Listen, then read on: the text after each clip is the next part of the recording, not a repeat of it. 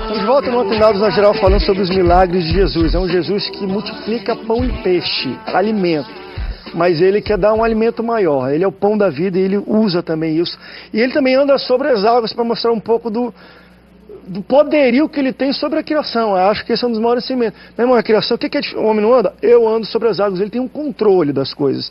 Uma coisa que eu acho interessante sobre a passagem de João 6, de 16 a 21, que é quando Jesus andou sobre as águas, e posteriormente Pedro, entendendo que era Jesus, também fez, enfim, andou. Muita gente fala mal de Pedro, né? Falando que ele desistiu, não olhou para Jesus e pecou e mergulhou. Mas só que você fazendo uma análise geral da Bíblia, vamos lá. Moisés abriu o mar, andou de pés secos. A gente está falando aqui, ó, Elias ou Eliseu com a capa, abriram o mar. Josué abriu o mar. Pedro, ele é tão crente, crê tão em Deus, que não precisou nem Jesus abrir o mar, que ele andou sobre as águas. Então, para mim, é o cara que mais tem fé. Ele tem mais fé do que Moisés, mais do que Elias, Eliseu, do que Josué, porque não precisou abrir o mar para ele andar. Ele andou sobre as águas. Então, vamos parar de falar mal também do Pedro, porque o cara foi macho, não precisa. Mas imagina, Moisés chega assim, está fechado o mar. Pedro, eu vou dar sobre as águas, não precisa abrir nada. E outra coisa também, outra coisa também, ele estava acostumado. Ele era pescador, ele estava acostumado a mergulhar na água. Ele sabia que a água não ficava dura e nem ele ficava leve.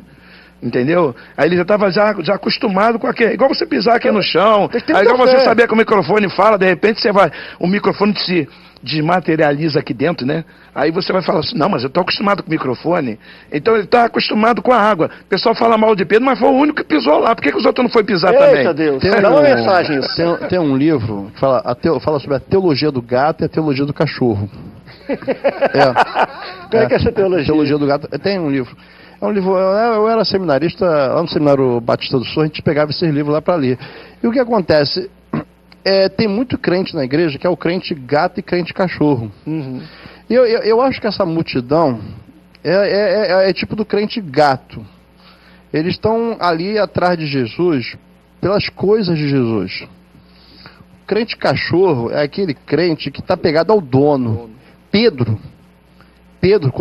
quando há o discurso sobre a alimentação, o discurso lá em João capítulo 6, o discurso dele é duro.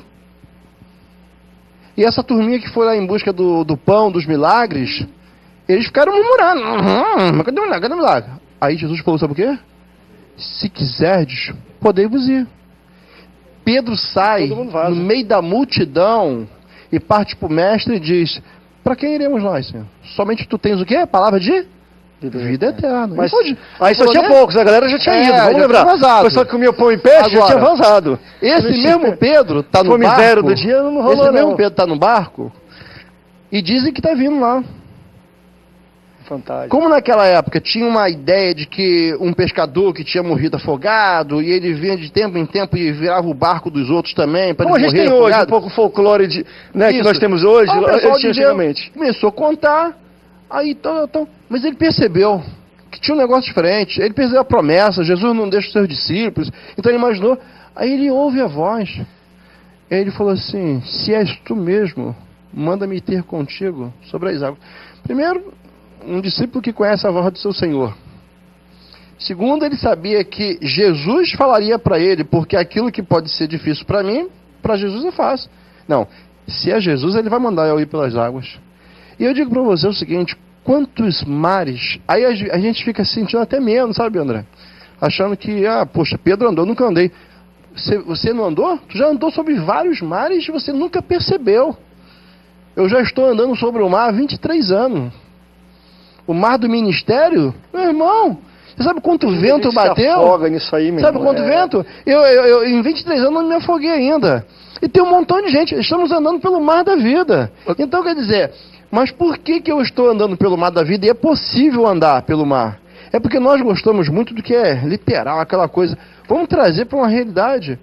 Pensa assim, mas ministério... Não é isso, aquilo que a gente está falando. Existe pedagogia por trás. A gente foi pedagógico. Isso aqui não é um milagre de conto de carochinha, não. Isso aconteceu De fato. verdade. Não, isso não é Mas milagre. a pedagogia desse milagre é essa aqui, meu irmão. Não, isso não é milagre, isso é maravilha. Maravilha. Maravilha. Outra coisa também. Não, mas é a mesma coisa quase, né? É um milagre. Não. Tem uma diferença. Eu quero ver o senhor andar sobre as águas. Eu vou falar, é um milagre, não é uma maravilha. Escuta só. O senhor vai falar, que maravilha, mas eu vou falar, que milagre é Olha esse? só, ali havia uma batalha espiritual. Perfeito. Vamos falar a verdade.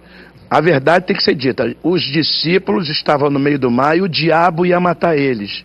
Quem estava fazendo aquele vento todo é o diabo, é o vento que deu nos 4 cantos da casa de Jó. O diabo foi lá em cima falar com Deus, deixa eu matar, não toque nele, pode fazer o que quiser com a família, com turma, nele não.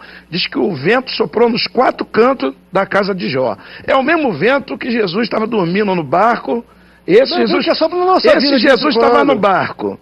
Aí pediu o discípulo para acalmar a tempestade. Agora esse outro não. Esse outro mandou o discípulo sozinho. Tem hora que Jesus manda sozinho. Só que era de noite, o barco estava sem Jesus, e Jesus não veio andando em cima de uma piscina, não. Nas ondas do mar, ele subia e descia. Agora tu imagina um pescador, olha, meu pai era pescador, vê o mar de noite, a onda subindo e descendo, e o homem vindo, sobe, agora sumiu, desceu, opa, a onda sobe, que é isso? E aí quando chegou perto, eles fizeram o quê? Prova de Deus. Tem gente que não quer fazer prova de Deus. Eles aprenderam que nem tudo que se vê é ouro, que o diabo pode se transfigurar até no anjo de luz para enganar quem? Os escolhidos. Se é tu, Senhor, manda também que eu vá em cima das ondas do mar. Ele fez prova de Deus. Aí ele fala, se é Jesus, eu sei que ele tem qualquer poder. Aí quando ele falou aquilo, ele reconheceu o poder de Jesus. Agora, a coisa interessante, que um dos milagres, Jesus estava no barco dormindo, houve o mesmo vento. Né? Que era o diabo que estava querendo aquela ventania, né? Quem sabe está querendo ventania no ministério de muitos, no barco da casa de muitos, mas diz que quando Jesus entrou no barco, a tempestade acabou. Mas eu acho que em alto mar, pastor, desculpa, mas eu acho que em alto mar o vento é uma coisa natural. Eu já peguei alto mar, e se você ficar na proa, você vai ver o vento bater mesmo. Eu vejo o programa dos caras que pescam caranguejo. Meu irmão, aquilo ali era o mar que Jesus andava em cima. Tudo não. Não, mas a questão toda, eu acho que é muito natural. Não, o mar estava brabo. Com certeza. Não, mas tem um mar brabo sobrenatural, que é onde Jonas, diz a Bíblia que o timoneiro, ele era um homem... Não, mas a minha questão é a seguinte, sendo sobrenatural ou brabo, os dois podem matar qualquer um desses caras. O timoneiro, que era acostumado com aquele mar brabo, tá entendendo? Ele viu que tinha uma coisa sobrenatural ali, cada um clamou o seu Deus lá, mas no final se quebraram as imagens e adoraram o Deus de Jonas. Eu acho que aquilo ali foi até um agente de Deus, né?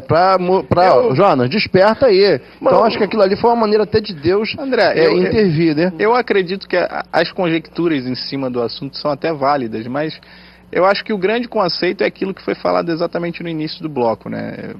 Jesus demonstrando que ele governa acima de tudo. Ele é o Criador, e se ele disser que o vento tem que acalmar. Se disser que o mar vai ficar revolto, ele diz e vai ficar, entendeu?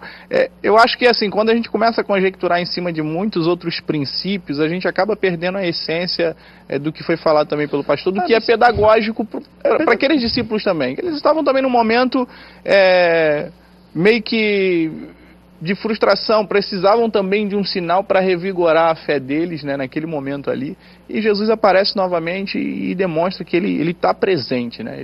Vai ter um negócio mas assim, não tem uma pedagogia, esses dois, mas esse principalmente para mim tem uma pedagogia rica, se a gente for levar, não é do conjectural, mas de tentar entender o que deu, porque acho que cada um que lê isso, dependendo do que você está vivendo, você vai tirar uma lição, que é totalmente diferente. Eu lembro de vezes, eu até preguei algumas vezes uma mensagem em cima disso, quem nunca pregou em cima disso? Mas uma coisa que me chamou muita atenção disso é, o mar está revolto, sendo uma questão sobrenatural, está muito revolto.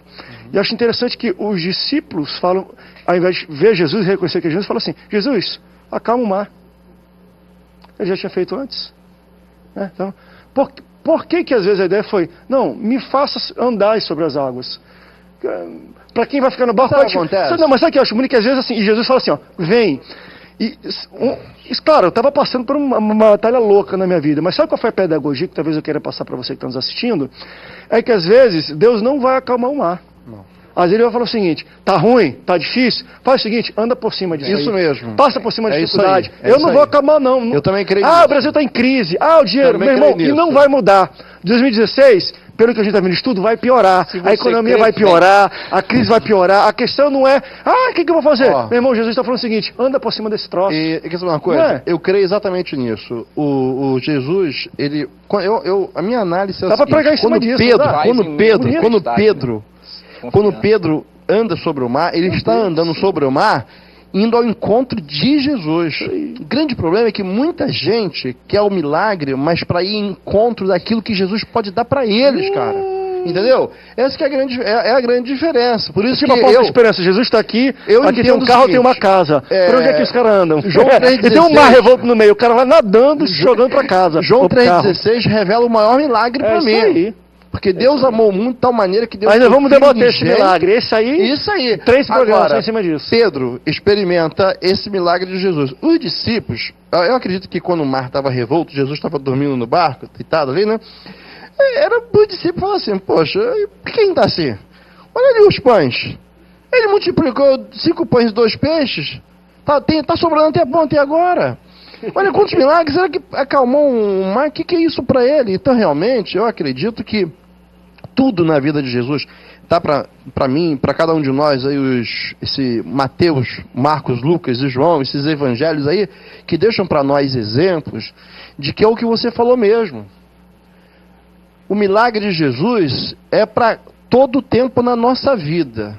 Para todo o tempo. Perfeito. Mas o que eu quero aqui enfatizar é o seguinte, é que o milagre para uma pessoa, ela tem um significado. Para outra pessoa, ela tem outro significado. Olha o que Paulo fala.